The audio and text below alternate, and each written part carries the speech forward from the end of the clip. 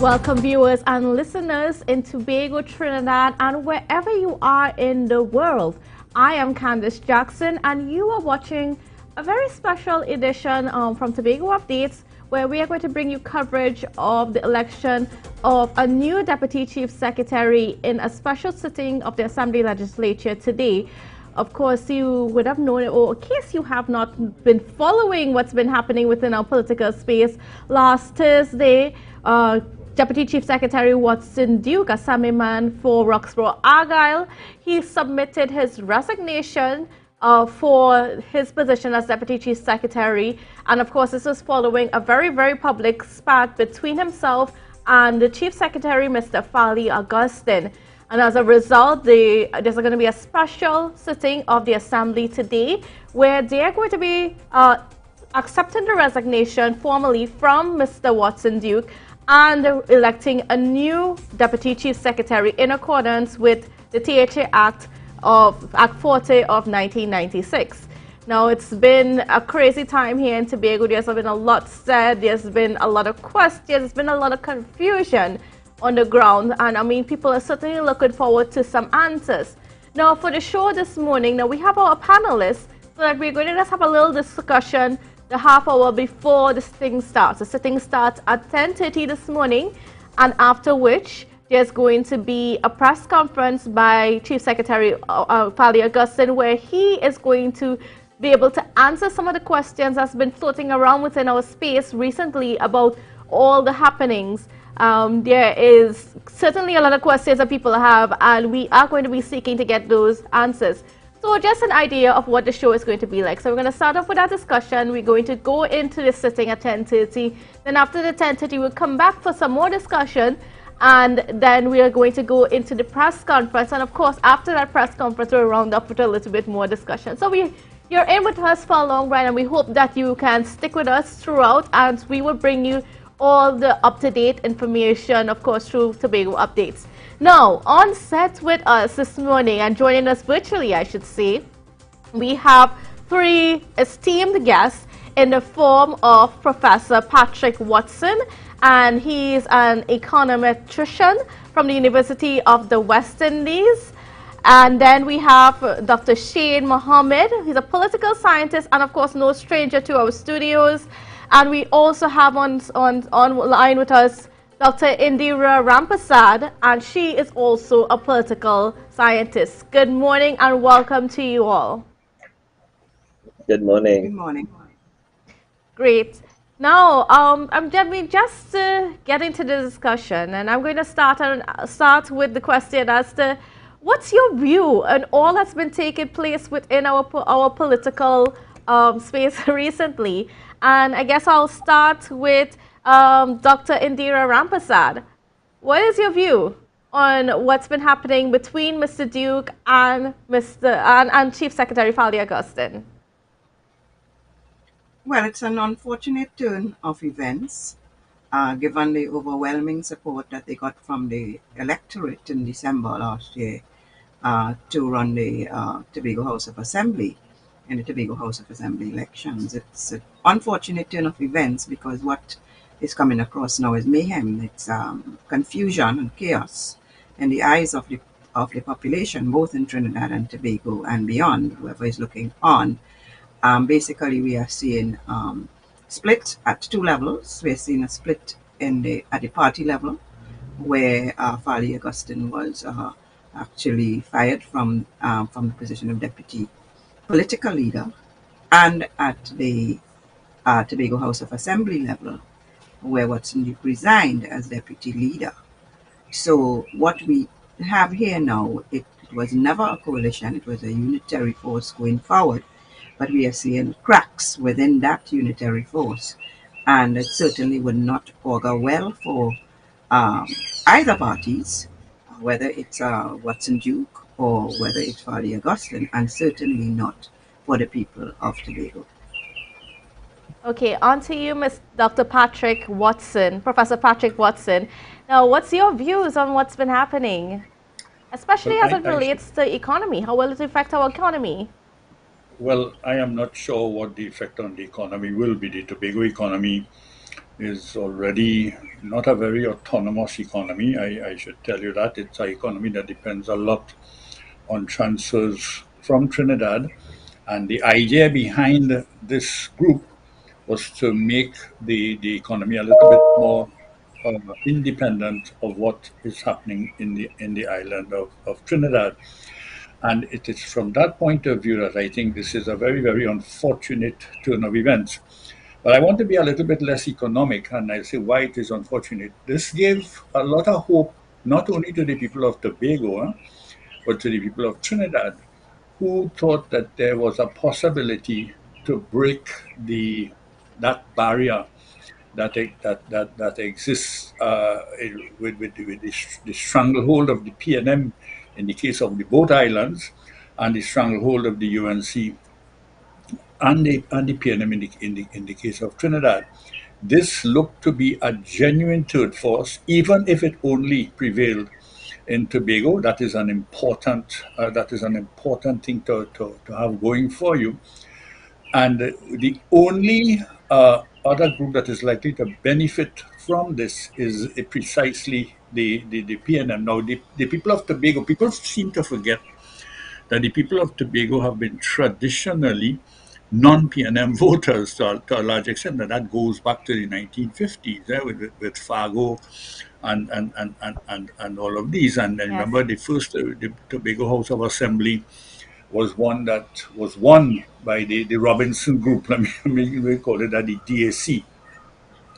And that continued. And in fact, the breach came in when the Pandey administration came into office in 1995. The first time the PNM took a big chunk out of the Tobago votes is and in the THA is when the Pandey administration came, and it's almost as if they had a suspicion for the Pandey administration, and that continued right up until 2010, and once again they went into a coalition with Trinidad, and once again that had an immediate backlash, and the PNM benefited from it.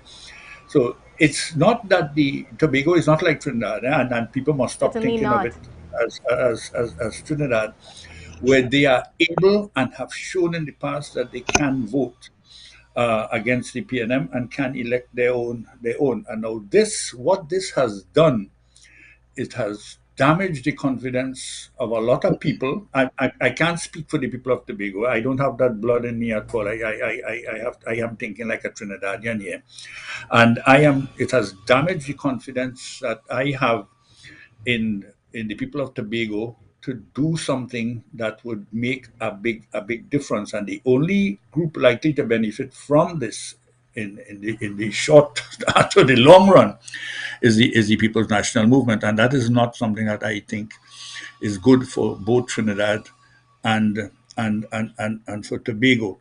And so a lot of things are going to take a backseat for the moment. A lot of Yes. the talk they had about carving out an economic space, about talking about the oil. Remember Vanus James talking a lot about the oil that belonged to Tobago, and so many other things that were in the Tobago space. A lot of this is not going to take a backseat. I'm not very familiar with the THA Act. I mean, I know it enough to speak a little bit about it, but I didn't know that they had to have a formal meeting to appoint a new deputy chief secretary. And that's a discussion that we're going to get into in a little Yeah, bit. yeah. But All I right, so also I want to leave it get there. Yeah. Dr. Shane Mohammed's take on what's been happening, because I know that you're someone that's also very connected with what's happening on the ground here in Tobago. So what are your views on, just even like the recent developments? Well, good morning, everyone. You know, no, Candice, when we last spoke, I did say that nothing that Watson Duke does uh, surprises me, and I am I go back to the 2020 general election when I had predicted that was one of the Tobago East seat was one of the seats that was one to watch because it was very vulnerable in terms of the PNM holding on to it, and the the the fact that Watson Duke did not win that seat was at least wholly and squarely on Watson Duke, the individual, and his ability to be an effective political orator, and to be able to campaign without being, for the lack of a better word, crass. And I think that is one of the reasons why he didn't win. I want to go on to say that I mean, Candice, I've been on the ground in Tobago over the last couple of years, and the THA elections were not necessarily won by the PDP. The PDP happened to be the vehicle, but it was really because of the charisma of Farley Augustine in and his speeches and his ability to capture the minds of the Tobagonian space. And people fell in love with Farley Augustine and his ability to see. He keeps referring to Tobago as the best little island in the world, and that's a dream that he does not let go of. He continues to speak of. What has happened in this scenario is not surprising to me, because when you listen to the chief secretary, everything that the chief secretary said in terms of what were the various what was the chronological order in which things happened. We have to remember at the end of the day, and the Tobagonian people must remember that the chief secretary helped the people, the 24 to 23 people that were stranded in New York. It's not like they went unassisted and ignored. Yes. And therefore, I don't understand. The concern that I'm having is, what more did and this is not, and I reiterate, this is not $4,000, this is not $40,000, this is in excess of $400,000 that was expended on the part of the chief secretary to quote unquote rescue the persons that were stranded in New York. So really and truly, what more did the former deputy chief secretary expect the chief secretary to do? And did he expect him to act in a manner that was illegal? Okay. Well, thank you guys for those opening statements in regards to this whole situation. Now, I want to get into what the law says. Now, according to and this is of course in regards to the THA Act as regards to the election of the chief secretary, the deputy chief secretary, and also the minority leader. Because one thing that came up within our space is that, and we've heard it nationally, and we know that there's a lot of people on the national space that tune into our shows. But I mean, there's been that misinformation out there that, somehow because Mr. Duke is stepping down as deputy chief secretary, he has to cross the floor and that sort of thing. However, the THA Act does not allow for such a thing. In fact, the THA Act sort of exists without, the idea of party in mind. So changing of a party has no implication on your standing within the THA. You remain as an assemblyman. You're elected for a certain area, and you're either in support of the minority or the majority or the executive council, or you stand alone as an independent. So just to give you a little bit about what the law says, it says upon election, as referred to in section 7, the assemblyman shall elect from their number a chief secretary and a deputy secretary in accordance with section 11, and following such election, the president shall administer the chief secretary and the deputy chief secretary, respectively, the oath of office, etc. And of course, speaking to the fact that these persons are elected by the assemblyman, so whether there's a change within the party itself, it does not affect what happens within the THA. And there is also some ambiguity when it comes to the resignation. And let me see if I could just bring that up here. Section 36, of the THA Act. And, well, it speaks to vacating the office, right? And this is where we have some people that have some concerns about the legality of what Mr. Duke did recently. It says the chief secretary shall vacate his office where for any reason other than a dissolution of the assembly, he ceases to be a member, or immediately before administering of the oath under Section 8 to himself if he is re-elected, or his successor.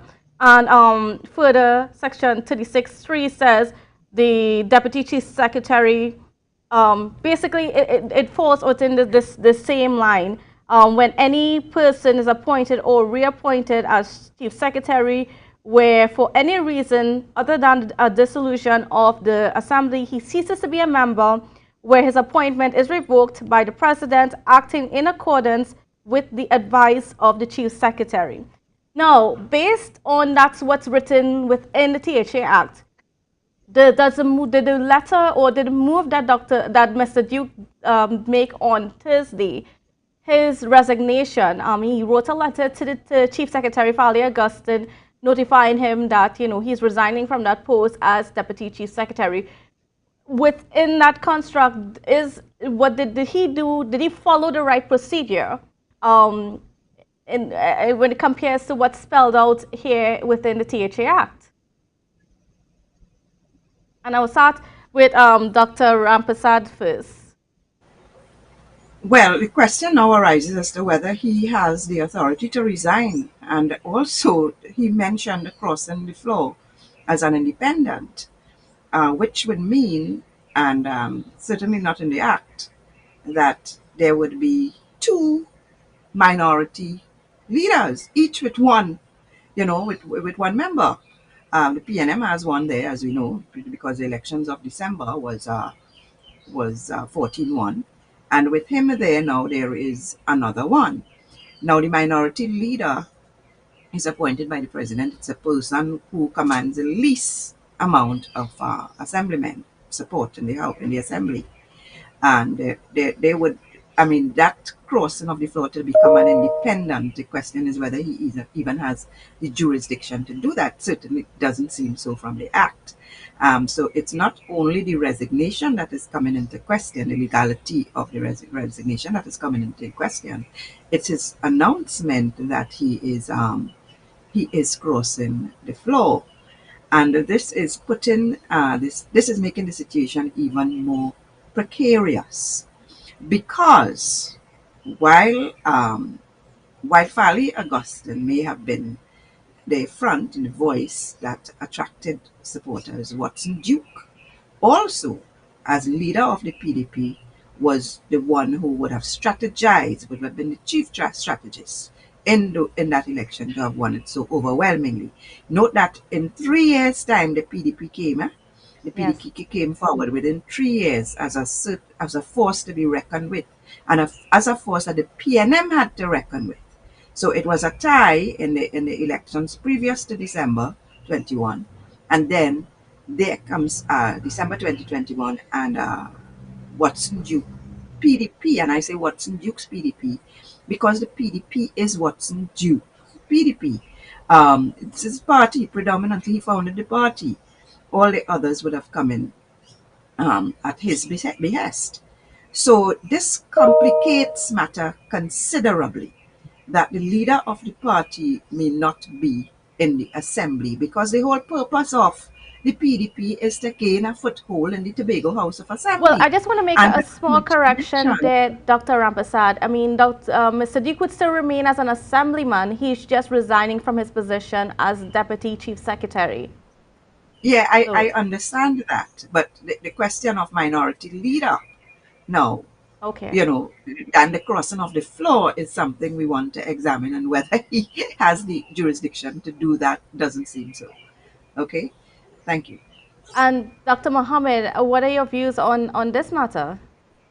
Well, we are not moving. We shouldn't even be looking at the and again, we shouldn't even be looking at the Tobago House of Assembly Act, because the Tobago House of Assembly Act is going to give us a little bit of ambiguity, as Dr. Rampersad says, but we should be looking at the Constitution of the Republic of Trinidad and Tobago as it pertains to the resignation of Mr. Duke as the Deputy Chief Secretary. And as just before I came onto the show, I sought some legal advice and some legal counsel from someone who is very much very knowledgeable with regard to the THA Act and as it relates to the Constitution. And as you rightfully said, Candice, the person is Mr. Duke has resigned from the office of Deputy Chief Secretary, and anybody in who holds public office in within whether it be in the Parliament, whether it be in the House, the Senate, or in the Tobago House of Assembly, can resign from the position of um, the office which they hold, right? Um, now that Mr. Duke has decided that he's going to take his seat on the opposite side, we have to now look at the Representation of the People Act and see what the Representation of the People Act says with regard to the Tobago House of Assembly. And furthermore, we have to take into consideration that um, the the minority leader has already a minority councillor. So the Mr. Duke is not allowed a minority councillor in the scheme of things, so that he cannot contest Mr. Calvin Morris for the position of minority leader. Um, what he has done as well is that he has taken his PDP and deceived the goodwill of the people of Tobago, and walked away from the administration that he was very much um, a part of, a campaign team that he was very much a part of. And I believe that the strategists that were a part of the PDP recognized that soon after losing the general election in 2020, it was not in his best interest and not in the best interest of the PDP that Mr. Duke lead the PDP into any future elections, because he was incapable of winning that very, very vulnerable seat of Tobago East. So, uh, the question is whether a letter of resignation was forwarded to the presiding officer. And if the answer to that question is yes, then he has followed the practice. If the answer to that question is no, then we have to ask the question whether the chief secretary would have forwarded the letter of resignation to the presiding officer and to Her Excellency the acting president. And if that was done, well then we followed all of the steps. We don't need the law to give us step by step direction in terms of what follows next. I assume by now that the acting president is in Tobago. If all of the processes were followed the way it was in the way it should have been followed, right? But this is I don't see the to be honest with you, I don't see this being a crisis. I don't see Tobago being in a crisis because there's 13 persons with a vision and with a purpose that can more than change the dialogue and the conversation in Tobago and redirect it to the purpose for which they were elected. Okay, Professor Watson. Now we've seen this situation play out in front of us, and there's some people that are saying, I mean, because we know what Mr. Watson Duke is a bit of a strategist. He is quite flamboyant with his public persona and so on, but he actually has a lot of strategy to what he does, and it has left a lot of people wondering, like, what is the strategy? And I just want to know from your take if you have any insight or if you've seen any bit of I can strategy, only because I it's been can said only that go. everyone is playing checkers right now in this game while Mr. Duke is playing chess. Your two other panelists are much more attuned to this kind of thing than myself. So I am looking at this on somewhat an advised amateur in all of this. My own view, and what Duke has stated it very clearly, he wants to be prime minister. All of this is part of a board game as far as I'm concerned leading up to that. I am not sure what is in his mind or how he sees the chessboard in front of him as at this point in time. But he has clearly made it known in a visit to St. Lucia recently Yes. that he wants to be prime minister. And he is saying that. And I am not sure I agree with Shane on him not taking the leadership of it because he thought he would lose. That is not the person I know. I think he always feels he could win. And if he thinks he can be prime minister, it means he has to be an elected member of parliament. Being the chief secretary, it would have been a humbug for that, because he wanted, like Robinson wanted at one time, you would have to give that up if you want to throw your hat into the electoral ring. And when he does that, he wants to win, and he thinks he's going to win, and he's going to ride back at Tobago East again. So my feeling is that the strategy that he employed, I don't think he envisaged this fallout, but I don't think it is something that he was not prepared to deal with. That's the person I understand Watson Duke to be. And I think what he wanted to do was, when the election bell rings, he wanted to be in a position, and he wanted to be in a position even before that, to Yes. be free to do his electoral campaigning, to be the candidate once again for Tobago East, where he is strongest, where he won the seat in Roxborough, which is part of that constituency. And he will then hopefully, this is how if I were he, I would be thinking. I would be thinking that Tobago would win the two seats. I would think that whoever wins in Trinidad, and a lot of people who put in the nonsense about the UNC backing him and so on, they don't understand what's on you. I don't know if anybody is putting money behind him from the UNC, but they are being very foolish if they think he's going to be beholden to them for that. Watson Duke will ally with any party in Trinidad that makes him prime minister. And if it comes to it that, and you remember that it's his son, what's the fellow from St. Vincent called, who, that's how he first became prime minister Dr. Raf of St. Gonzalez. Vincent. No, not Rav Gonzalez, the other, I think it was a cousin of his, another white man. God, I forget, tell me Indira, the man's name, the man who was prime minister for years. He's now a knight of the realm. He's a so something. Mitchell, Mitchell. Yeah. He's a Mitchell.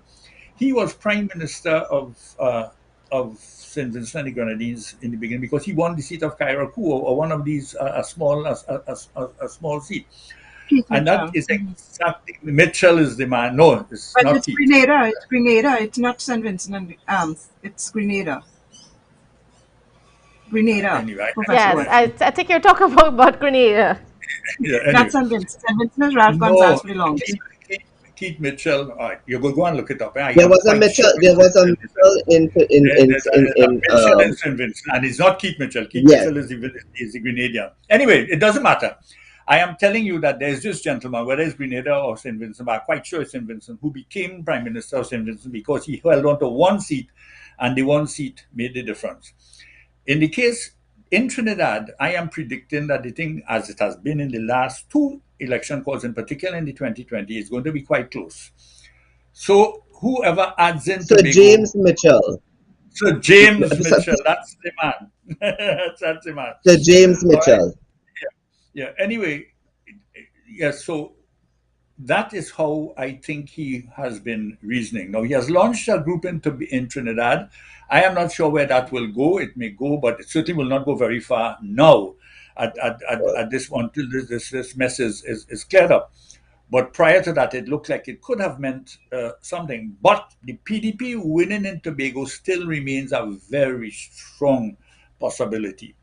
And my own feeling is that the PNM has to do everything to win this election, because my own feeling is that they're going to lose this time around, even with the inept UNC on the other. Sorry, lady and gentlemen, if you have any party affiliation with these. No, no, I'm there with you. I am 100% there with you, Sir Yeah, Prof. so my No, own I mean, suspicion is the thing will be very close, and that is how Duke can have his bargaining chip to become prime minister. If you want me, make me prime minister. How they work that out, I don't know. It could be that I can start off with, let's say, Kamala being prime minister, and then in the other half, otherwise I withdraw my support. Or it could be with the PNM. Now, the PNM has the attitude that they win or lose, they stand alone, and so on. I don't know if they're still going to do that. That to me is going to be a very futile position to take if it comes on to this. But that's the plan I think he has in mind, and that is probably the plan that he is playing out even now. That he didn't want to become the chief secretary because he wanted to be able to maneuver and so on. Now, let me go back to the point that Shane was making about this story about New York. There is my own feeling is Watson Duke intended to do something all along. The opportunity arose with the incident in Tobago, and he jumped on it. Yes. That's how everybody moves. That's not sort of the move of a politician. This was going to happen sooner or later, whatever the cause, all right, whatever the ostensible cause. It's like people think World War One started when the Archduke got shot. That was only the horse The that catalyst. the thing that break the camel back. You see, it's the same thing. Duke Mm-hmm. chose this, and the way he's holding on to it, there is no compromise going on here. He's not going to compromise at all. And I wonder, and as Shane is saying there, I remember when Pandey broke with the NAR in 1986. Manning was the then leader of the opposition, and then Pandey applied to be the leader of the opposition. And can Duke, with 1-1, apply to be the leader of the opposition? What is the rule as to who gets the support of the minority? Suppose whatever the rule is, Duke satisfies it and he is allowed to become the minority leader.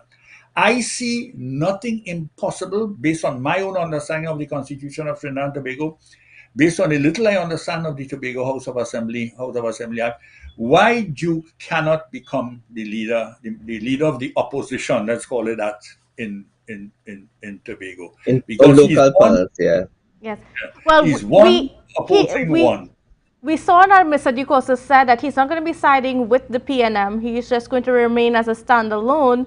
And if there's anybody from the elected assemblyman that wants to join him, they can. And of course, that leads to an interesting scenario going forward, because as it Why are stands, we thinking that Duke cannot be the minority leader? That's what he's probably going to be in the interim.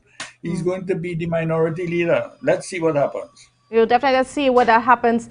Now, viewers, if you're just joining us, we're just standing by for the special sitting of the Yes, a I have plenary to go. session of the Tobago House of Assembly, where we are going to see the election of a new deputy chief secretary in just a short bit. Of course, it's supposed to start at 10:30 a.m. It's now about 10:33, so I'm guessing that they are running it a little bit late.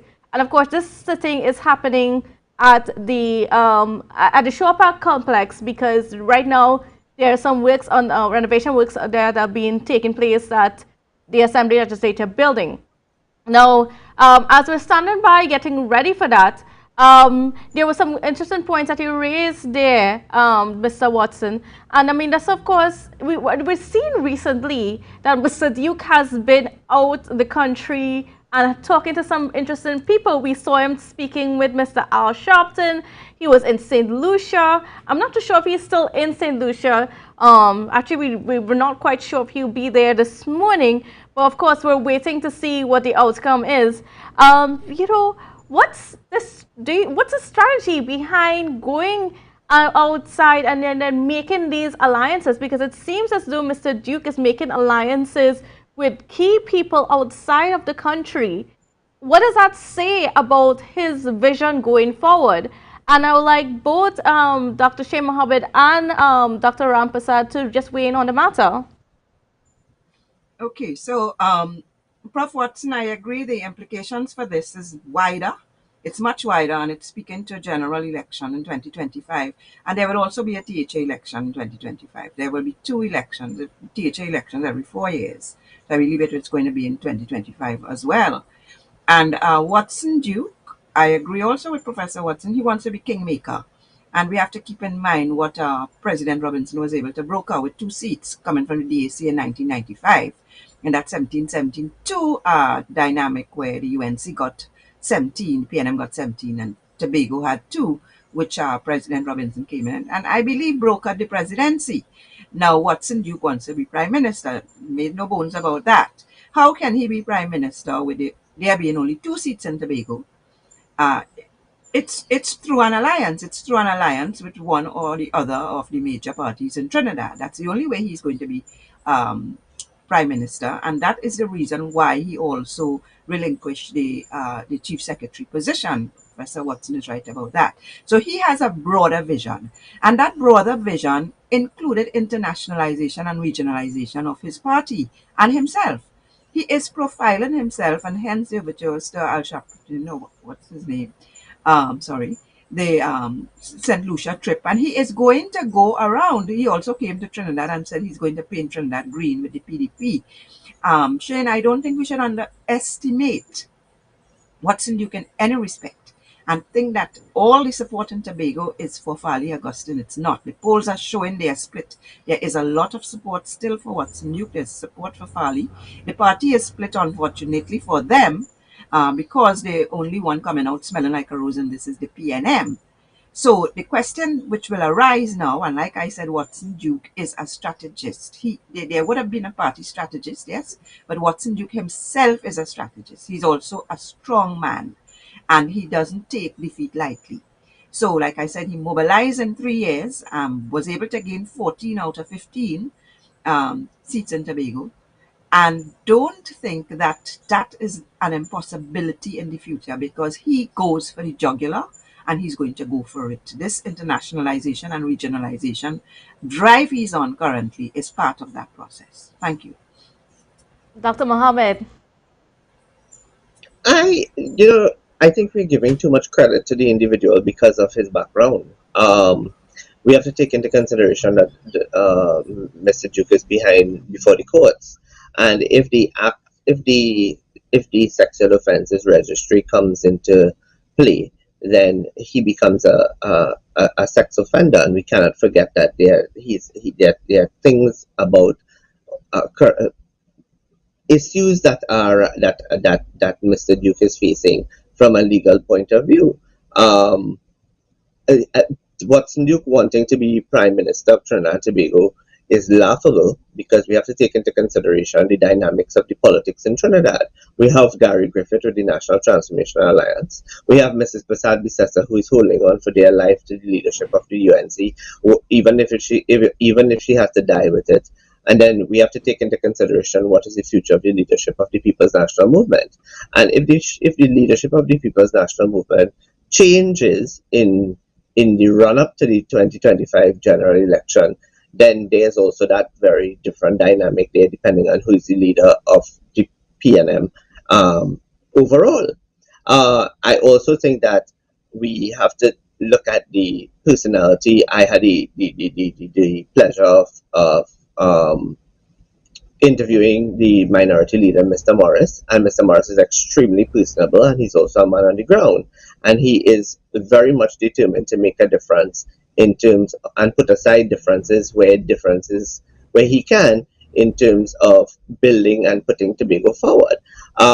We should never forget that Watson Duke sparked a controversy based on the expenditure of public funds. Are we willing to put the leadership of our country into a man who does not understand how public funds are to be spent? And he is accusing the chief secretary of things like awarding contracts to Trinidadians and that sort of thing. And if you all don't know, then I can safely say that when the THA as a whole, when the council as a whole says Tobago first, they mean Tobago first. They mean they're going to give to Tobago first before they give to anybody. And therefore, I think that statement by Watson is very misleading. I will also ask the question that, and I have it on. I mean, Candice, I would not come on your show and propagate propaganda, but I have it on good record that, and I can ask the question: when the 6/6 election took place, did the PDP receive funding? Did the PDP leader receive funding from Trinidad? And if the answer to that question is yes, where did the money go? And then it applies to the 2021 election, and I have it on good reason as well. I will ask the question: did the PDP receive funding from Trinidad? True, and did the PDP political leader Watson Duke receive funding in large sums from Trinidad? And if he did, where did that funding go? Because we all know that the PDP went down the route of a ground campaign, which is how they were able to capture the minds of the people. So there's a lot of dynamics that are at play here. I am not discrediting and in no way Professor Watson, because I have a great deal of respect for him, and in no way am I discrediting Dr. Rampersad, because I think all three perspectives can contribute to the whole dynamic of what is Watson Duke's next move. I don't know that Trinidadians are going to be willing to make him prime minister, however. All right, viewers. Now we're still waiting standby. We're still being standby for Candice, I the must get this in start before you of go. the plenary sitting, and that seems to be delayed just about now. And unfortunately, it seems to be the pattern of this current assembly. I don't think that there's any sitting that has started on time. So we're still waiting on the start of that. And of course, this is where we're going to see the Candice, I election, think the Professor Watson acceptance wanted of to the say something. resignation. Yeah, I And need to say this before we shut off. okay, we're not Yeah. shutting up yet, but I'm just Yeah, updating. there, So, there, there are two things. I'm going to start with the easier one. A lot of people in 2016 thought Trump was a non-starter. They used to make a lot of jokes about it. Even last year, and I'm sure present on the panel will be people who could not believe that the PDP was going to win 14, in fact, almost 15 of the seats, because they look at the personality of Watson Duke, their own interpretation of the personality of Watson Duke, and they come to this conclusion. I'm a bit disappointed about the reference to the trial that Duke is facing. We're going to remind everybody on this panel that Pandey was also on something of a sexual offenders charge when he became prime minister for the first time in Trinidad and Tobago. And I sometimes wonder if these charges are not, as is happening now with another MP on the UNC, that these charges are not that they are trumped up, they may have truth in them, but they are deliberately put in there to hang over your head, like the infamous sword of Damocles, and you don't know what that can do. But that didn't stop Pandey from becoming No, prime but minister. Prof, No, Mr. Pandey was not charged. yeah, what the thing was there that He they was an showed. well, accusation Dr. by Mohammed, No, I whom? he guess was, and he let was charged Mr. there, and I'll quote to you: a man on a charge for interfering, or you still go and vote him in. All right, and that is the that is the that's the reality. And Duke is also on a charge. I know MP Lee is on a charge, and all these things are very very convenient. The main thing I'm saying though is, in this new world, the way things are going now, you cannot say that Trinidadians will not vote for Duke. That may be so, but Tobagonians have shown that they will vote for him. Tobagonians have shown, and they almost gave him 15 out of the 15 seats. And that would have been something. So we have to consider that we are dealing with a once in a lifetime phenomenon that we probably don't understand, and that's the point I would like to leave us with. So that you look at him in one way, you say he's on a sexual charge, you say that he's this, and you want to know where the money comes. You're repeating the assertion that somebody's financing him from Trinidad, which could be true, but everybody's financed from somewhere. And so all of these things are real, but they are no different from anybody else. But the reality is that Duke is winning, and I feel, and that people are underestimating him, as they underestimated Trump in 2016, as they still underestimate Trump, and probably are doing some of these things to deal with it. These phenomena happen rarely in a lifetime, and so everybody expected Hillary Clinton to win, and she was beaten. And that is the reality that we have to face. And similarly with Duke, do not say that it has happened until you see it happen. As I say, it's not over until the fat lady sings. I just want to warn us about that. Thank you very Of much. course, we know that this is certainly an unprecedented situation. And again, we are still standing by for the start of the sitting. There's no indication that it's ready to start as yet. We're still waiting. So we're going to continue our discussions in the meantime. And I know, Dr. Mohammed, you had something that you wanted to say while Professor Watson had the floor. No, I was going to say that, I don't believe that Watson Duke is as charismatic as Panday. And I don't believe that we should we should not put some serious thought into. There are going to be people who are going to be detractors, and I put detractors in the word that they are going to raise the concerns as to his credibility, in terms of his credibility and I am one of them. I have no qualms about putting my voice to his credibility as a leader in terms of understanding how we dispense with public funds. And yes, I agree with Dr. Brampasad that this and Professor Watson that this could have been his catalyst to start the ball rolling to him getting to his ultimate goal. But he's defecting from an entire administration that, I predicted that there was going to be either a clean sweep on one end or the other.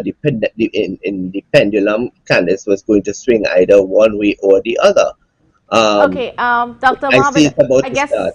We'll have to cut you from now, unfortunately, because we're just about ready to start.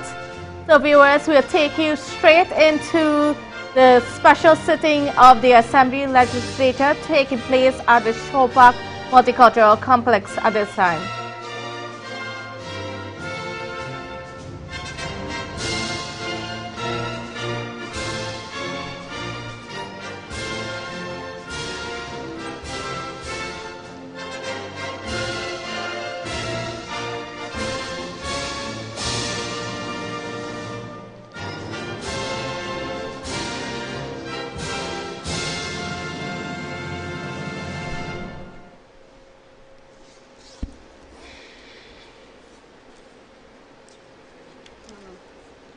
Let us now pray. O Almighty God, as we have come together to begin our meeting of the Assembly, we humbly beseech you to grant to all our members the light and guidance of your Holy Spirit, that we may wisely take counsel together and come to such decisions as shall promote your glory and the well-being of all our citizens in this our land, so that peace and happiness, truth and justice may be enjoyed by all people. Grant this for the sake of Jesus Christ our Lord. Amen. You may be seated.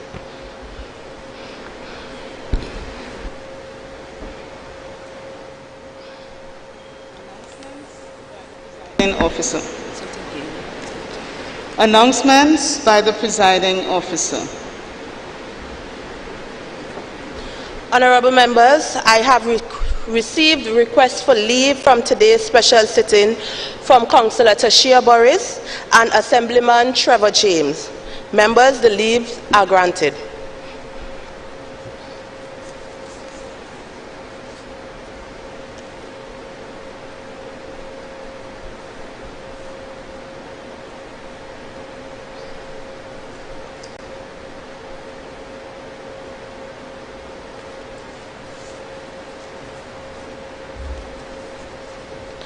Honorable members, I am required to inform this honorable House that I am in receipt of a letter of resignation from the office of the Deputy Chief Secretary, signed by Mr. Watson Duke, dated September 15, 2022, and addressed to the Chief Secretary. This letter was received by the Office of the Presiding Officer of the Tobago House of Assembly on the said date. In circumstances, I announce that there is a vacancy in the Office of the Deputy Chief Secretary of the Tobago House of Assembly. I now invite the House to elect from among the Assemblymen a Deputy Chief Secretary. Assemblyman Farley Augustine will rise.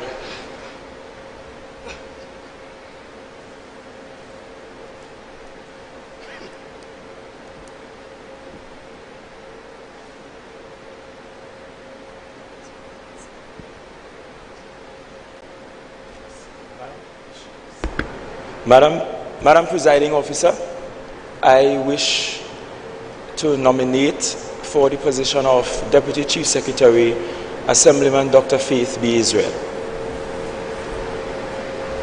May the seconder now rise.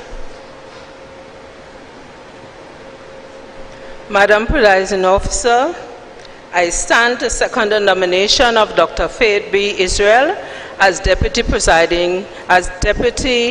Chief Secretary. Are there any other nominations? Madam Presiding Officer, I wish to nominate Mr. Watson Solomon Duke.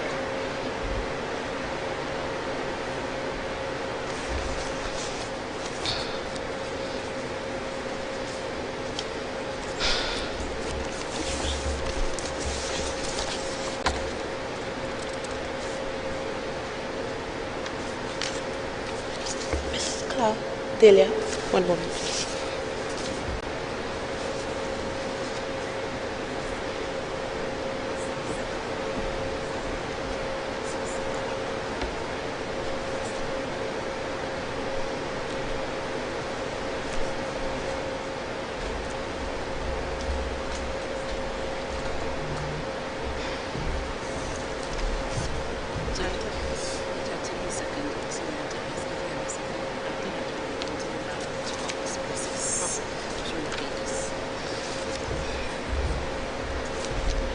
May I have a seconder?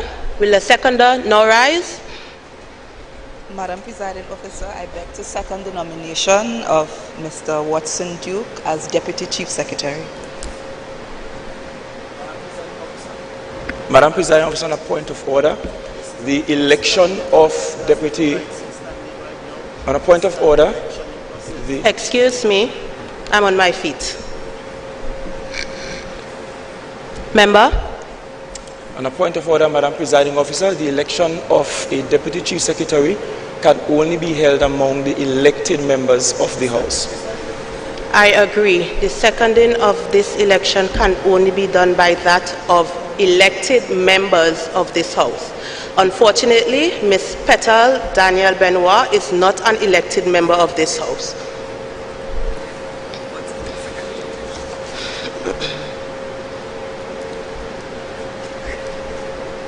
I now invite the clerk. With there being no other nominations, I now declare Dr. Faith B. Israel the duly elected Deputy Chief Secretary. The clerk will now invited to read the oath of office to the new member, the oath to the new of a new member to the duly elected Deputy Chief Secretary. Oath of allegiance of a new member.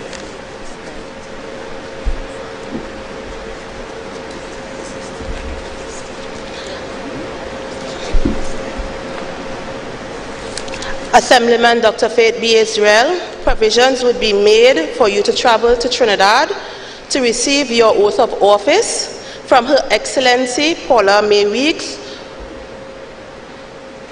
The honorable members, this House now stands adjourned.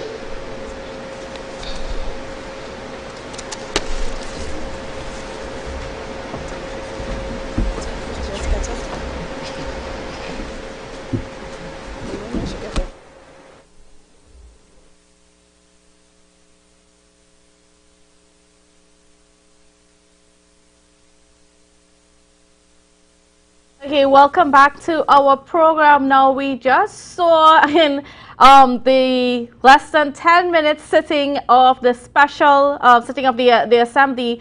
Of course, it was just a sitting just to treat with the election of the Deputy Chief Secretary. And in case you missed it, because again, it was pretty short, it was supposed to start at 10:30. It did not start at 10:30. And just for a recap on what happened, now, Assemblyman for Roxborough Argyle, Mr. Watson Duke, was not present. However, Presiding Officer Abby Taylor did recognize that, did state that she received that letter of resignation from Mr. Duke. So, in other words, you know, all the legality questions that were floating around in the air, I mean, that's now mute So of course that case that was that attempt to get the High Court to intervene and put an injunction on the sitting, of course that's not going to happen anymore because the presiding officer was advised of Duke's resignation. So and then she announced the vacancy, and Chief Secretary Farley Augustine nominated Dr. Faith B. Israel, who is the the assemblyman for Goodwood. Goodwood Belgarden, of course, she is now, and that was seconded by Assemblyman for Bacalat, for Mount St. George, sorry, in the form of Miss Megan Morrison. She seconded the motion. And in a twist of things, we had Minority Leader Mr. Kelvin Morris nominating Mr. Watson Duke as the Deputy Chief Secretary. So it's just an interesting turn of events there. And, you know, we had Minority Councillor Ms. Petal Daniel Benoit seconding the motion.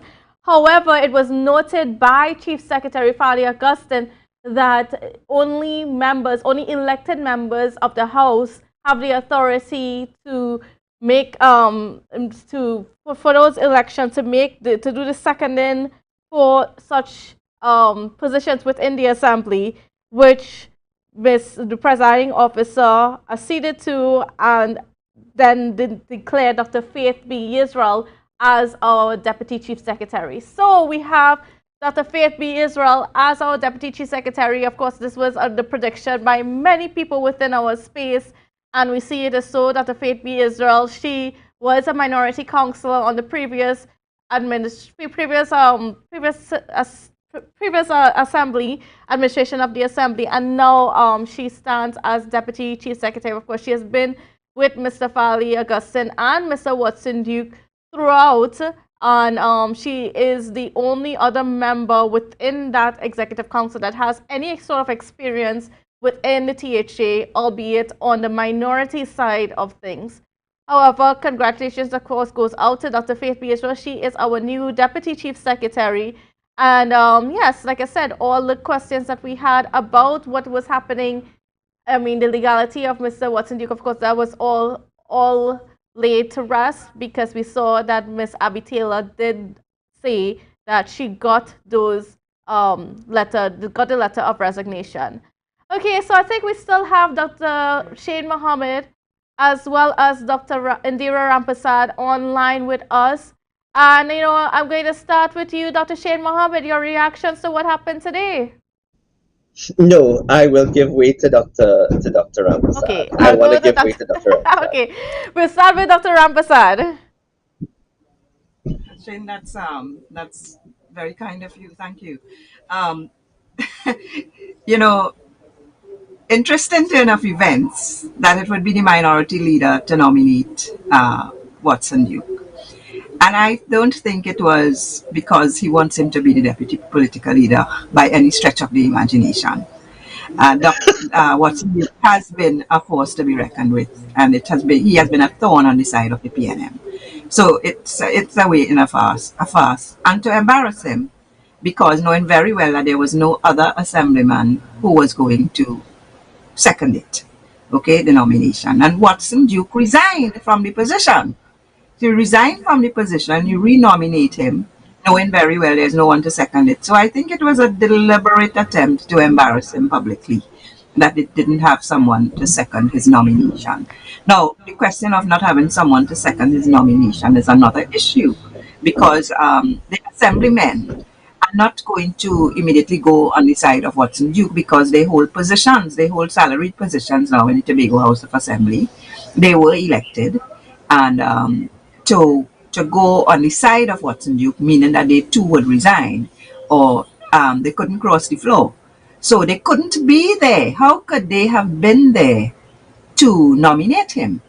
The only people who could have nominated him are the elected assemblymen, most of whom are with Farley Augustine's team currently, and the opposition, lone opposition PNM minority leader. So it was a scenario that was set up to embarrass Watson Duke to the hilt. And whether they would succeed in doing that, I'm not sure, because, I mean, it's easy to see that it was not really a genuine effort to bring Watson Duke in as Deputy Chief Secretary. Thank you. Okay, Dr. Mohammed?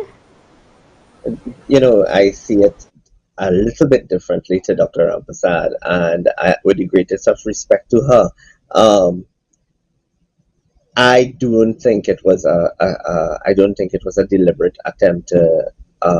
Yes, it was a deliberate attempt to embarrass him, Dr. Rampersad, but I don't believe that it wasn't done. It was done without his permission, and the very fact, the people on the ground are not going to see this as they're not going to see this academically and see this as a strategy, and they're not going to see it as there was nobody to nominate, because again, I don't think the PNM is a party that is going to embarrass itself. And what that would have been is a plain embarrassment of the PNM and the minority leader, which would have showed that the minority leader does not know the standing orders and the processes and procedures of the assembly.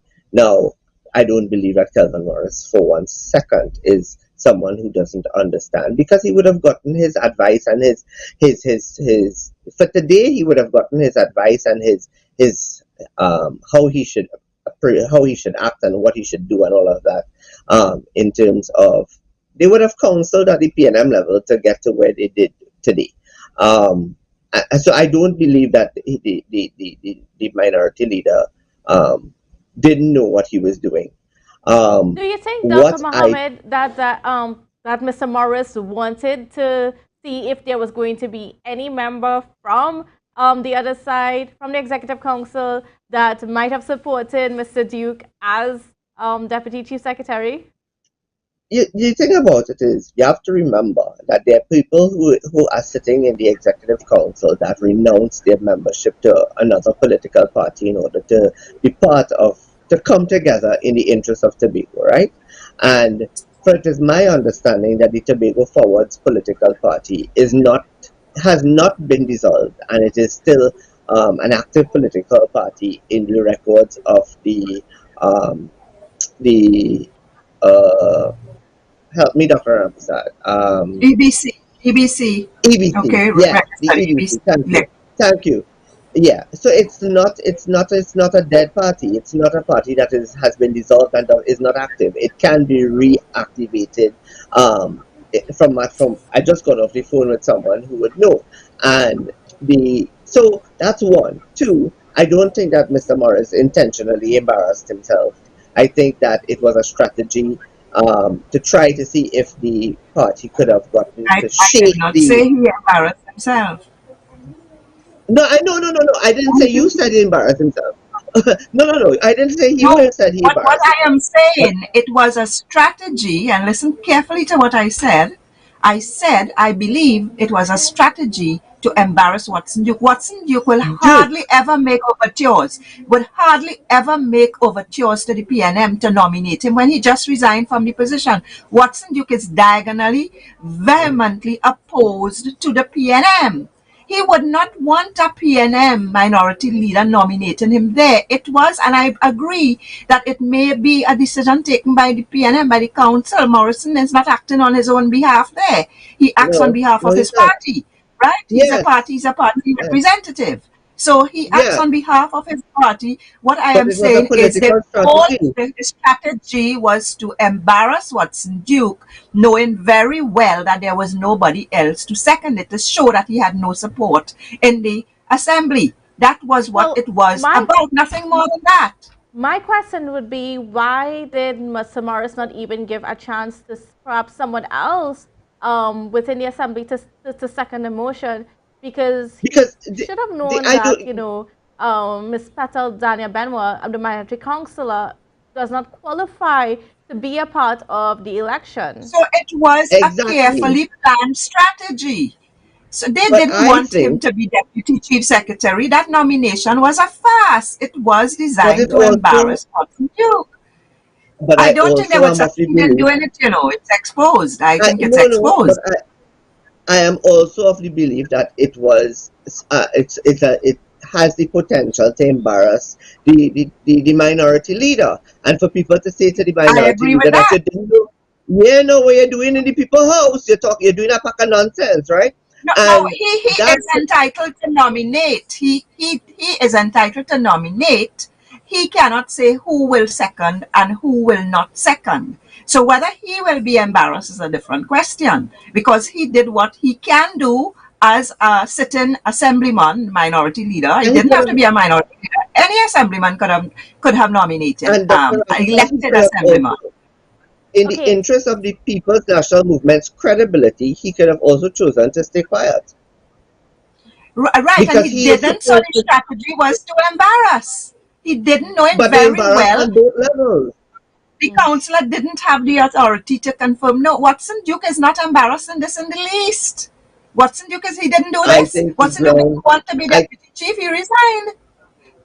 right, He but resigned. He didn't want to be deputy chief secretary. He has another the agenda and he's going question to would go be for it. the okay. question would be asked to him is why would you allow, or why would you?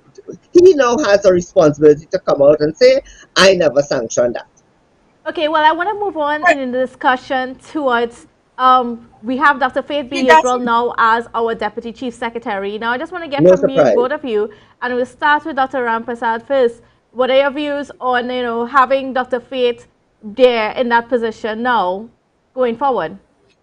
Well, it was predictable, and it means that Farley got his person in. He nominated her. It was seconded by the assembly. We have to keep in mind the assembly men and women there are paid their salary. They are not going to jeopardize that position in the THA at this point in time by supporting Watson Duke or going that other side. That's why he couldn't get a nomination from any one of them. It came from the minority leader. So the THA will be able to function. There's no two ways about that. But the mayhem continues. And you see, to be in the THA, you have to be elected. And generally, you have to be elected under a party. All of them were elected under one party or the other, PDP or whichever party, Tobago Forwards or whatever, and the minority leader under the PNM. So the trouble is just started. And I believe there is wide and broad political ramifications of this. I said that there are two looming elections in 2025, which is not far away, both a THA and a general election. They're going to play on each other. They always do. Okay? They always play on each other because you have to be elected through a party. And those two Tobago seats, I don't think it's automatic. As it stands now, the PNM may be standing to benefit with the split. But a day in politics is like a lifetime. That's why, Shane, I will never agree that it is laughable to say that Watson Duke could become prime minister. I will never say that. A day in politics is like a lifetime. In my long experience as a political analyst, I have seen very, very strange things happen, including the election of President Trump in the United States. Never say never. And those would be my closing comments. Thank you. And Dr. Mohammed, over to you. Um, I think we can sometimes say never, because I don't. We have to look at the political culture of the country, and we have to look at the overall political culture of the country in terms of Trinidad and Tobago. We have to take also into consideration that the three persons, if I'm not mistaken, Megan Morrison is sitting. She's straddling both the Tobago East and Tobago West seats, in terms of her electoral district. So you literally had three persons on the Tobago East side hold the fort down in terms of nominating Faith B. Israel, who is extremely popular in her constituency and in Tobago East. And she would also make an excellent candidate, if she so chooses, for the Tobago East seat at the parliamentary level. What I think has happened is that the Chief Secretary has strategized, and he has used his resources to cement the hold on the Tobago East seat, taking into consideration that there is a vacuum that has been created, a small vacuum, I will say, that has been created by Watson. The fact that Watson was not present in the assembly is, for me, a disrespect to the people of Roxborough, because Argyle, because it would have shown that he was willing to stand up and face the members of the assembly and watch them in their face as the political leader of the PDP. You know, there's many things that can happen. Tobago has been an anomaly in political science to me. There's many things that we can look forward to, and I think that the THA, the Administrative Council, is going to continue its work. They are not going to be sidetracked by this. And as far as I see it, is fate will come down to Trinidad, collect her instruments from Her Excellency, go back to Tobago, and the job continues. They are not. This is not one assembly that is not going to be allow Duke to sidetrack them. They are going. They are the strategists that they are depending on to give them guidance. Will continue to give them the guidance they need. And we will wait to see what Watson Duke does. But he has not been so far been able to jumpstart the PDP in Tobago. In fact, the NTA under Gary Griffith is much way ahead than Duke's PDP in Trinidad. Okay, and on that point, Dr. Mohammed, we just want to take a short break. Now, we, of course, also on standby for the start of the press conference by the Chief Secretary, Farley Augustine, to address some of the issues. And when we come back, we'll continue our discussions with Dr. Mohammed. All right, so viewers don't go anywhere because we'll be back right after this break. Tobago Glass Supplies has been a leading name for over 37 years in the glass and aluminum market in Tobago. We provide an extensive range of high-quality, innovative aluminum and glass products for commercial and residential use. Competitive prices with superior and professional services by committed employees who are guided by rigid quality standards. Tobago Glass Supplies specializes in the manufacture and installation of glass and aluminum products that are essential to today's homeowners and the business environment. We are engaged in marketing, sales, and installation of a variety of products. These ranges from windows and doors to necessities such as mirrors for homes and vehicles, designed and manufactured in-house or imported.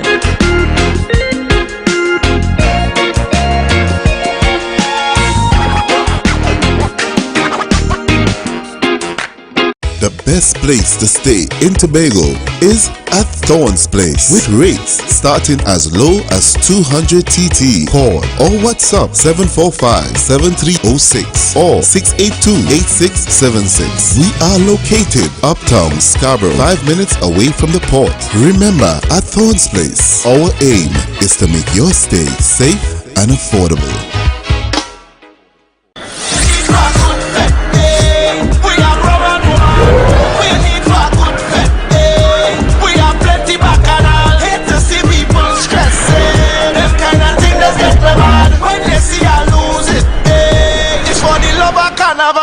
Life, the concert. Says our destiny. Friday, 23rd September. The night before Republic Day. Says our destiny. Seconded to the nomination by the minority leader, the nomination that I placed on the floor remained unchallenged. Hence the declaration of Dr. B. Israel as the new Deputy Chief Secretary.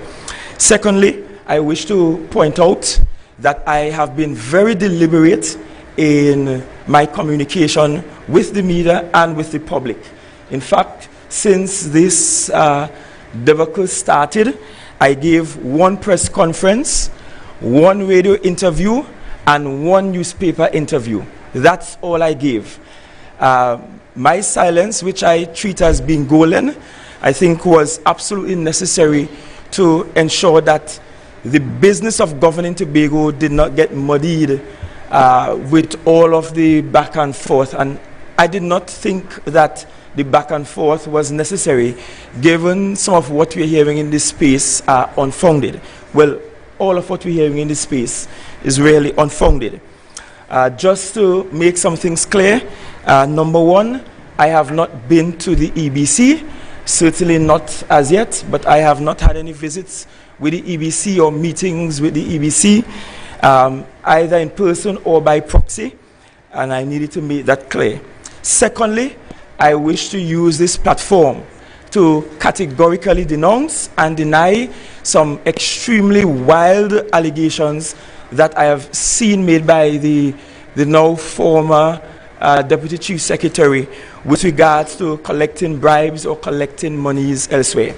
Let me indicate that I have already been in consultations with my lawyers, inclusive of a King's Counsel. Yes, we're no longer treating with Queen's Counsels, inclusive of a King's Counsel, and I intend to pursue legal action that will treat with that matter, which means that I will not be wasting precious time to debate these falsehoods in the public space.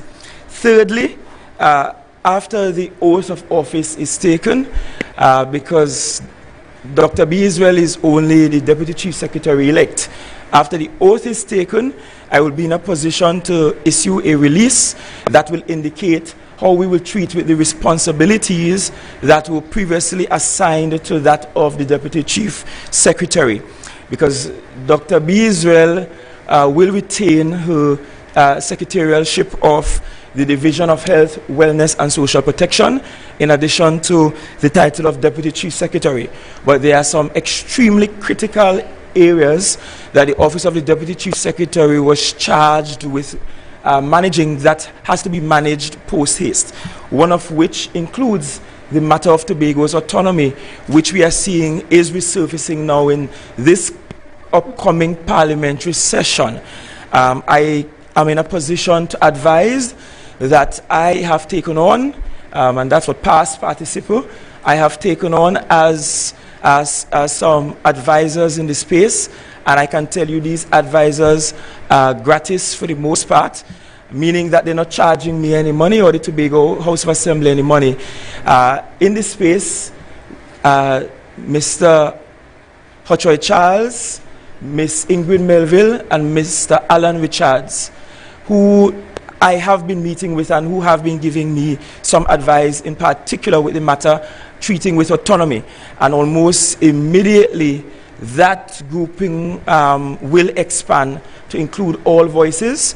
And one of the things we will do almost immediately is to bring all the voices in one room, whether you are secessionists, whether you don't believe in any autonomy at all, in one room, without any camera, lights, or microphone, and certainly no bullhorns, so that we could talk this thing out and ensure that we are, as Tobago as an island, we are going forward with one singular position on the matter of autonomy.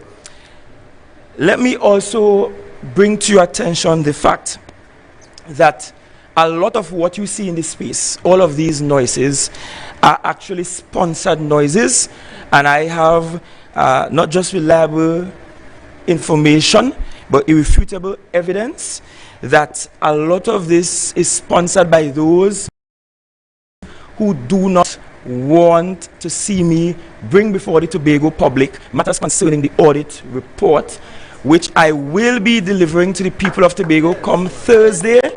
Come hell or high water, it will be brought to the public's attention and in full view of the public come Thursday. And when I give much more comprehensive report on that audit, you will understand where not only do we have correlation, but where we have direct causation of these noises. And I am so happy that God got our back, because if I wasn't strong, I might have walked away from all of this and allow the corruption to continue. But we will treat with that head on, and you will get an even clearer picture as to what transpired over the last 2 weeks and where we need to go.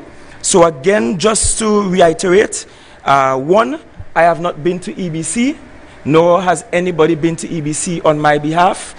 Secondly, I am categorically denying all of the claims that were made about bribery, corruption, and some wild and, what I must say, hysterical allegations about toting money through airports. I don't know if they understand that my bags are always checked in Trinidad coming to Tobago. I don't know if they are not supposed to check it, but my bags are always checked for some reason, and I always allow it because I am not toting anything that is a contraband.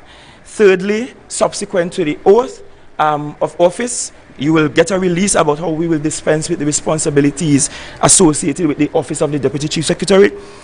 Then on the fourth thing is that with regards to the sitting on Thursday, I will make that it's a regular meeting of the House, but I will take that opportunity to give an extensive report on the audit findings that we have to date and the step forward, the steps that we have to take forward, and I will be presenting to Tobago some very landmark solutions in terms of how we ought to treat with those matters on the island. At this point, I will take your questions, bear in mind that we do have a 12:25 flight. I know that there is dissonance in the space about who should give the oath. Some individuals, like my good friend Mr. Charles, believe the oath should be given by the presiding officer. Some believe the legal opinion and advice that the president gave the last time we were at this juncture was that the president should be giving the oath. And so today, both the president and the presiding officer will be present for this oath. So we ensure that that is dispensed with. And just in case you wish to ask, all lawyers with sense and any knowledge of law has dismissed as a nuisance the letter that came in the dead of night seeking to stop the sitting today.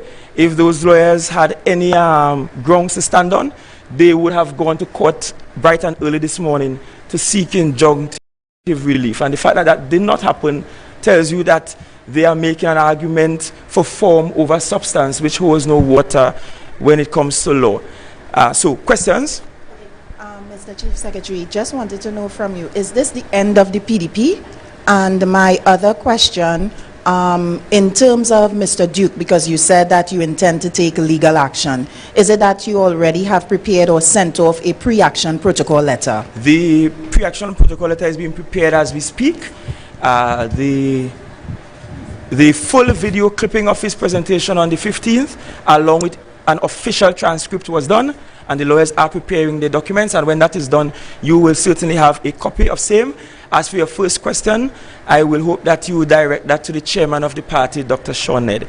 He'll be in a better position to answer that. At this point, I am just so grateful that Mr. Robinson and those that crafted Act 40 of 1996 got one thing extremely right, which is that when it comes to the operations of the Tobago House of Assembly, the operation of a political party has nothing to do with that. Separation of political party from the matter of governance, and it allows us in the truest sense to demonstrate to the country that country comes before party. Yes? Yes, sir? Sorry, I just want to follow up on that quick point Sure. on the PDP. So are you all going to remain members of the PDP from your end? Well, at this point, we are still members of the PDP. I was removed as deputy political leader, and the last time I checked, I'm still an ordinary member of the party. Where that goes, you will need to direct that to the chairman of the party, in terms of where that goes. No, I have not written any resignations. My question is for Dr. B. Israel. How do you plan to execute your new portfolio given your existing one? Certainly. Well, as the Chief Sec indicated, I will continue being the Secretary with responsibility for health, wellness and social protection, and that I will continue doing. I will work closely with the Chief Sec and my other colleagues. If there are other responsibilities handed to me, I'm sure we'll be able to work it out, and we would ensure that Tobago gets the best governance that Tobago deserves. Thank you. Any other questions? Right. Yes, Master George. Somehow that seems like I get set up. Do you know, sir, as the deputy leader of the PDP, if the PDP has any debt? And if the PDP has any debt, I am no who longer, now owns that debt? I am no longer deputy political leader of the party.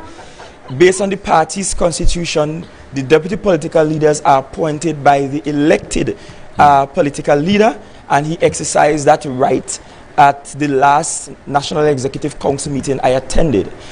In terms of debt, of course, I imagine, like all other political parties in the space, debt the debt remains, and there are debts that we have been paying down incrementally as we receive monies, and as we get pay in some instances. So those debts are now to the account of the owner of the party? Well, more than definitely, because if you own the party and you proudly say so, it means that you own all assets and liabilities. It just goes without saying. That's a natural thing. So thank you, members of the media. We will brief you subsequent to the oath of office. I wish to just take this one opportunity to say thank you to the people of Tobago. And let me tell you why. When this debacle started, I sat quiet for a while and was wondering how Tobagonians would treat with this matter. But everywhere I went, I kept getting the same response over and over again from Tobagonians. And it was twofold.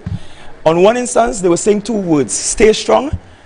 And the second instance, they were all saying some variety of, we're praying for you, we're with you, don't worry, this is going to work out. And it tells me that Tobagonians are rational, reasonable, logically thinking, smart people who understands how to separate things. And so I want to give a nudge, an ode to a very intelligent population that is Tobago. And thank you for your continued support on behalf of the team. And I assure you, we will not disappoint, as the very progressive agenda and progressive delivery will continue at perhaps an even greater pace, and now that this matter is being cleared. So thank you and Godspeed. Okay, and welcome back. And of course, you would have just heard from our Chief Secretary and new Deputy Chief Secretary. So for Chief Secretary Farley Augustine and our new Deputy Chief Secretary, Dr. Faith B. Israel, saying a press conference today. And if you miss anything, just a quick recap. You know, Mr. Augustine says, well, if you notice here, Mr. Augustine was standing with his entire executive council, all of the assemblymen and councillors there, except of course for the minority and Mr. Duke. And then he denied any allegations that he had made his way to the EBC about forming a new party. He also denied allegations about the accusations of carrying money in his suitcase between the islands. He said that he's also consulting with the King's Council, of course, because right now, following the death of Her Majesty Queen Elizabeth II, now we have King Charles in there, so it's no longer Queen's Council, it's now King's Council. So he's consulted with King's Councils as well as some local lawyers in regards to what action he could take in against these allegations. So we'll hear more of that in the future, the near future. Now, he did say that after the oath is administered to Dr. Faith B. Israel, then he will, talk to the public again about the responsibilities of the Deputy Chief Secretary, because there would be some changes to that portfolio. And the reason for the delay of the oath, of course, as you know, our President, the Honorable Her Excellency Paula May Weeks, she's right now in England for the funeral for Her Majesty Queen Elizabeth II. So when she returns to the country, that process will be arranged. And he did note that the presiding officer will also be present for the swearing in. So because there was some debate in the public space in regards to whether or not the presiding officer or the president should do the swearing in. So to quell those debates, they're going to have both the president and the presiding officer present for the swearing in as soon as that is possible. So, okay, and I'm hearing that it's going to be happening today. So that's going to be interesting. And of course, he also mentioned that he has taken on some advisors at no charge, and some interesting names were thrown out. We have Miss Ingrid Melville, who, of course, was quite instrumental in many of the boards of the previous administration. We have former Chief Secretary Mr. Ho-Choi Charles and Mr. Alan Richards as some of his advisors, and he said that more are coming on. Of course, these are their coming on board pro bono, I should say, with no charge to the Assembly. And there's an audit that's going to be coming on, the audit that's been taking place over the past few months, that's going to be announced in the House on Thursday when the House convenes for its first official sitting. And that it's going to be in very comprehensive detail. So we're going to hear, or I guess many of the questions that we've had, we're going to have those answers there as well. So, okay. So, I mean, that's it. I'm just going to stop the wrap up right there. We've got a lot to get through. But joining us now, it's my pleasure to introduce you to, of course, not other than political leader of Unity of the People, Ms. Nkosi Phillips. Good morning and welcome to you. And of course, we still have Dr. Shane Mohammed. But before we get into Dr. Shane Mohammed, because we've been hearing from Dr. Mohammed all morning, I just want to bring in you, Nkosi Phillips. Let me just get your take on the whole situation, on all that happened this morning. Your comments. All I have to say is that I'm glad to be a part of the history of Tobago. Not only the 60th Jubilee, but this is like a history making in the country, because a lot of us, they always say silence is the number one killer.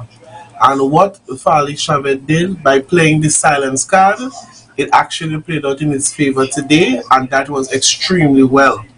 I was confused a lot. I've been going through, listening to all the views, and I have also made my views, and I've said the same thing on some press releases, that if allegations are made against the Chief Secretary, or if you are in process of any of these information, aren't you supposed to, as the deputy political leader or the deputy chief secretary, then with this information, aren't you not supposed to take it to the TTPS for them to have an investigation done, instead of being reckless and sending these things around so we can have mixed signal and tearing apart the space, the Tobago space, and having all these allegations out there? And I said, well done, Mr. Augustine. Well done, well played, and I think you have regained the chess game, but we know Mr. Duke is not going to leave this like that. So let's wait to see what is going to happen.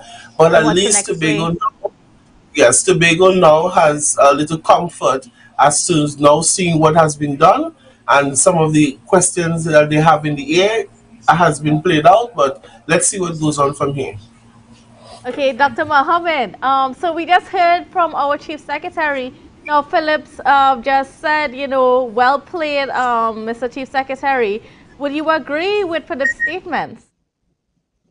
I do. Hi, Nkosi. Welcome. Nkosi, I would have loved to see you join the team of, I have to say team, right? But I would love to see you join the team with Mr. Augustine, because I think your contribution to Trinidad and Tobago is leaps and bounds ahead of what we where we exist as a society, and I think you definitely should be at the forefront. So if you do get the opportunity to serve at that level, I implore you to do so. The next thing I want to say is this.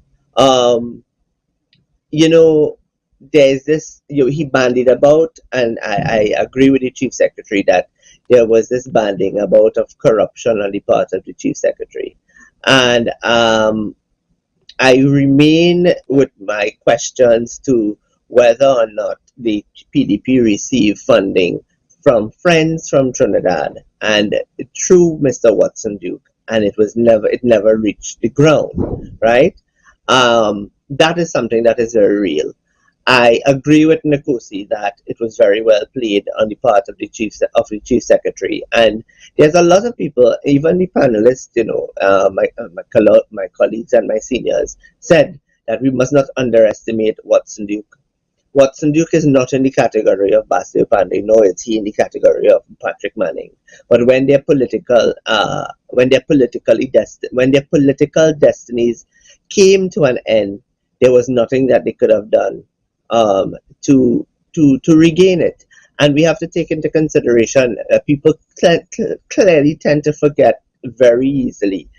Watson Duke not too long ago went up into the hills of Laventille, and he said to the MP for Laventille West that he alluded that he should thief the public's funds and share it among the people of Laventille in order to give them resources.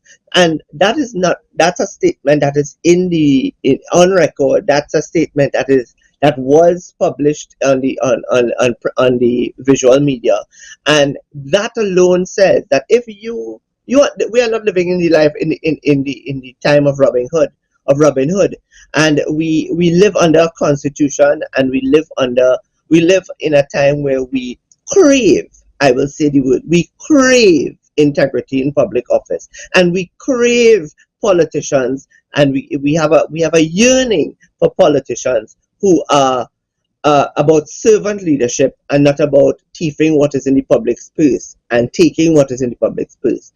I look very much forward to seeing what the audit report says that the Chief Secretary is going to lay.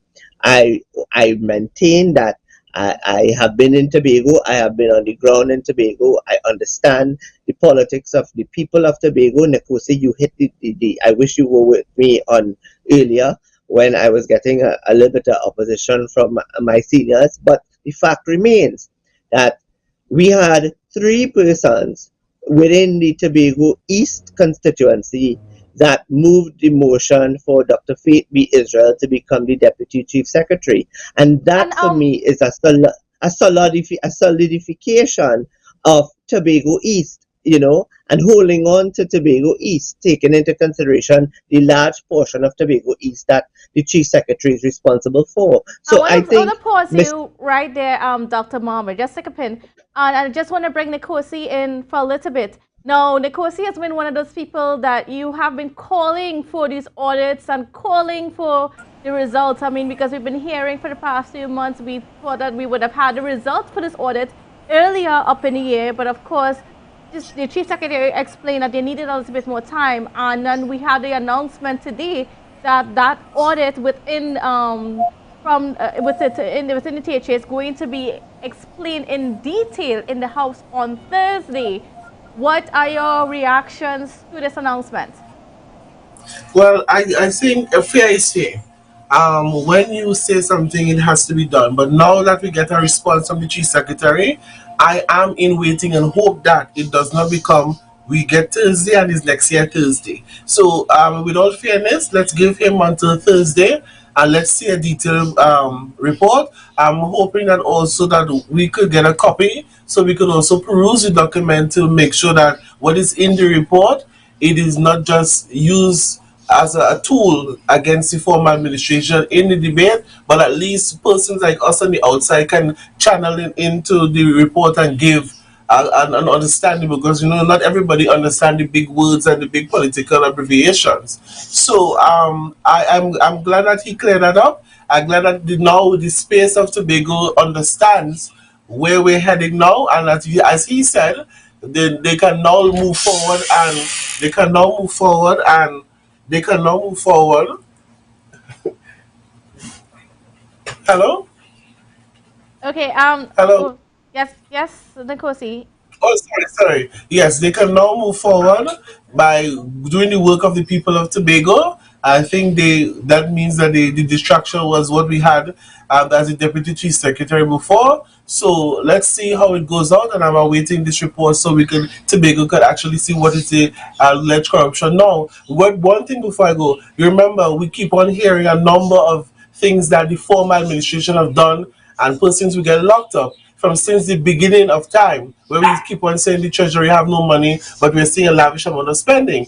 Now, I'm hoping that if there is anything that is found and persons are supposed to be locked up, that the actual Trinidad and Tobago Police Service will actually have this report so an investigation can be done, because we have heard so many things happening with all this investigation, but the police service has never received any documents. So I'm hoping that this is not just another mind-blowing thing for people to start doing speculations, and that the report, once there's anything culpable of the former administration, that it is forwarded to the TTPS, so the TTPS, being that independent body, can do its investigation and somebody would be charged if there is any charges to be laid.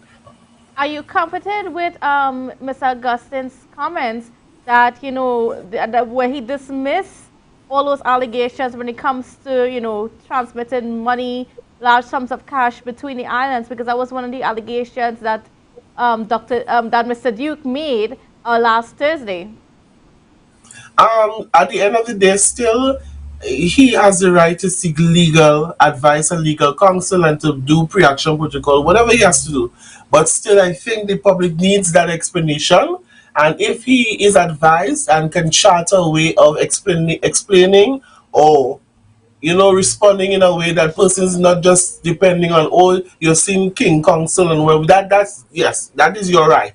But at the end of the day, as a chief secretary to the Tobago House of Assembly, we need a little more clarity. We need a little more strong vibration that these allegations are actually, because remember, not only Mr. Duke, the allegations also came from the deputy political leader, Miss Kizell, I think is her name, of the party in Trinidad. And she didn't use the word alleged, and a person's not listening properly.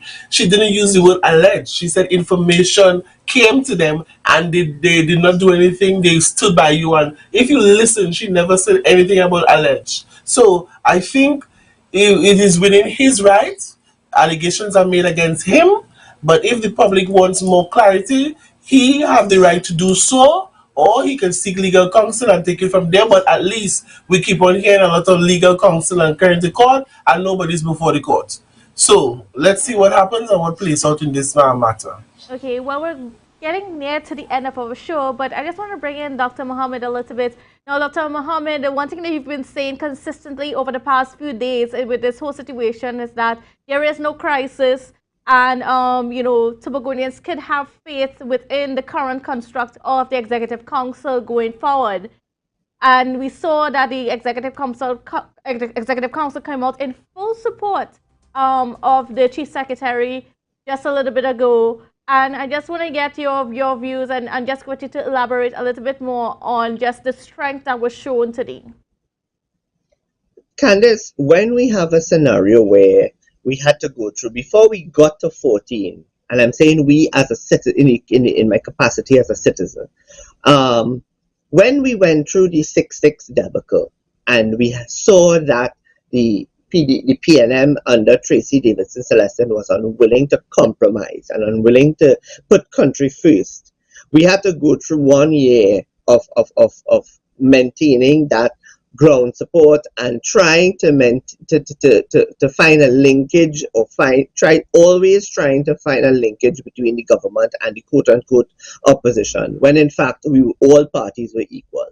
And then we saw a massive shift, and there are people I am very disappointed that my colleagues put all of that all of the credit to Watson. The credit must go to Farley Augustine. I was in Tobago. I saw it. Farley Augustine was the one that was able to move the crowd by his words. Even today, his words are very clear. Their words, the man is of great charisma, and he has the ability to speak without a piece of paper. And when you have that ability, it puts you at a higher level. And I want to maintain that it was his leadership of the team that led to the magnanimous victory that they received in 2021. I also want to say, when people have worked so hard to effect change on an island like Tobago, then after 20 years, they are not going to throw it away or sacrifice it for frivolous accusations and for things that are unfounded. We have to remember that this thing started because Watson Duke was of the belief that not enough was being done, and I continue to reiterate that this was $400,000 spent for the benefit and the comfort of 24 individuals. Think about what $400,000 can do in the lives of school children, or and the lives of tertiary education students who don't have money to pay tuition and whatnot. Think about it in that context, right? And the allegations that have been put against Farley Augustine, really and truly, those allegations really should be thrown at the former Deputy Chief Secretary. He has questions to answer, and everybody knows it. So since he wants to try to sully the name of the Chief Secretary with things that are frivolous, vexatious, and superfluous, I would say to the former Deputy Chief Secretary, watch in the mirror. All right, great. Well, And I'll we'll close use on that that as your one. closing comments, and I'll give the floor now over to Nkosi Phillips for your closing comments on the whole situation. I think, Nkosi, you need to unmute yourself. Yes, this administration going forward, I'm putting on the political hat now. We have seen for the 9 months that a lot has not been done. And if you say now you can move forward, and you're saying that Watson Duke was the barrier, let's see work being done. We are seeing a lot of spending that is going out, and the spending that is supposed to go for the citizen in terms of the social development of the people, the proper infrastructure, the economic growth of the Tobago and the business sector by chance. We need to see the performance of the secretaries. For me, I'm being honest, there is a level of, you had to come down from there. And I'm hoping going forward that these secretaries, they are person and people friendly. And with the autonomy bill on the table, as I said, we have discussed it, and Mr. Farley is aware that we all had a meeting. It was Mr. Farley, myself, Mr. Hotoy Charles, and Ms. Tracy from the PNM. And we would have had 3 days to discuss the whole autonomy bill and come together with views. So I'm hoping going forward that it does not just be Mr. Hotoy or persons picked, but it can be of different political voices, as we have had before, going forward, because the Tobago space is just not about the PDP, the PNM, the UTP, but it's about all of us coming for this Tobago, because the Tobago autonomy has to be beneficial to all of the citizens of Tobago. So I say congratulations to the administration now going forward, but as I'm not being biased, if there are things that are not good in my eyes and to the public eyes, I will ask and continue to ask questions.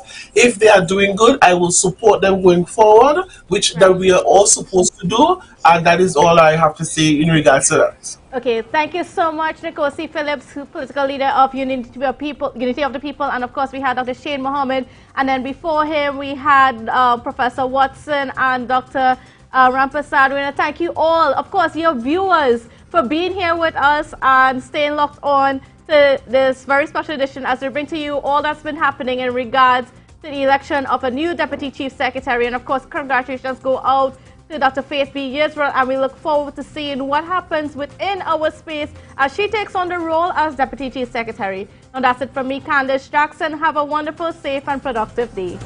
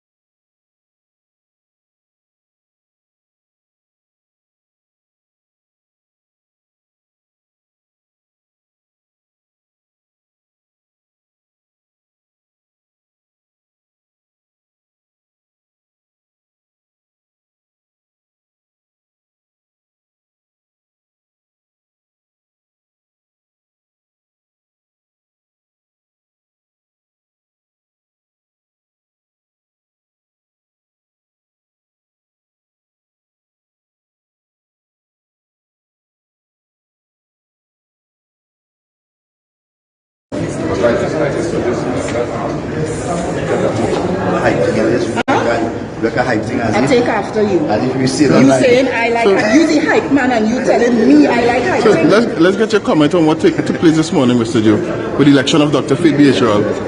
Well, let me say, it is funny that we have just celebrated 60 years of independence, independent thought, a gala event. And right on the heels of that, we have one of the biggest mutiny taking place. And it's done and carried live on TV, at least Liz Williams' channel. It's carried live. One of the most, I would say, ridiculous mutiny that is taking place. And I ask myself, why is this? Why are you trying to take over something you have? Why are you trying to make something ugly that is pretty? Why are you trying to create panic and hysteria in the public domain? What does it allow you to have that you now do not have? As you know, from day one, I would have moved the motion for Farley Augustine to be Chief Secretary. I would have, in 2019, I am the one who authorized him to run as Chief Secretary. And even in 2020, when he attempted to bring a motion in an executive meeting asking that I do not run at all in the upcoming January 2021 elections, and he lost the vote. I said to him, I said, my friend, don't be a fool. You and me have to run, and you will be Chief Secretary. Even 2 weeks before the 2021 elections, I called him to a meeting, and I said, what's your plan? He had no plan. I said, you have money? Only 100,000. I said, that can't win elections. I said, where's the billboard with the trucks? He said, I have none. I said, okay, use my name. We will have to get it done. I said to him, I said, I will be the one who to stand up and promote you. As you know, I went out and I said, he's better than myself. He's a man I will follow. I mean, that's a normal thing. So I can't understand for the life of me how they're operating as if they have won something. Everything is theirs. I've given it to them. I've not spoken since I've taken office. I've left them to speak and to drink wine and to celebrate every single week. They just celebrate just for living and being secretaries. They have nothing to celebrate for, you know. Would you say this is a hijack of your party? Well, I would say this is mutiny. I don't think they have hijacked the party because the party is embodied in Watson Solomon Duke. Hence the name Spartans come about. They are not Spartans, they are jellyfish. So why do you call it a mutiny, sir? Well, you look up the word mutiny and you'll understand what mutiny means. But I need it in your context. What do you mean? I said mutiny, I will not define it any further than that. What is going to happen from now on is a taking off of the mask. Because beyond this charade of grasping power, there lies serious issue for Tobagonians to consider. One is whether or not the PDP, who have won the elections against the PNL, whether the PDP mandate is real, whether or not people before politics is taking place, or politics before people is taking place. I'm quite concerned of the fact that you have placed upon the shoulders of your executive more responsibility when they have not fulfilled that which they were given. I ask myself, who is the performing secretary among them? Which one is really fulfilling the mandate? How much has healthcare improved? How much has housing improved? How much has community development improved? How much has infrastructure improved? And we have not seen anything different. We have voted on the principle of fixing the issues. One would have thought that if the chief secretary wanted to fix an issue, he would have said, let's go.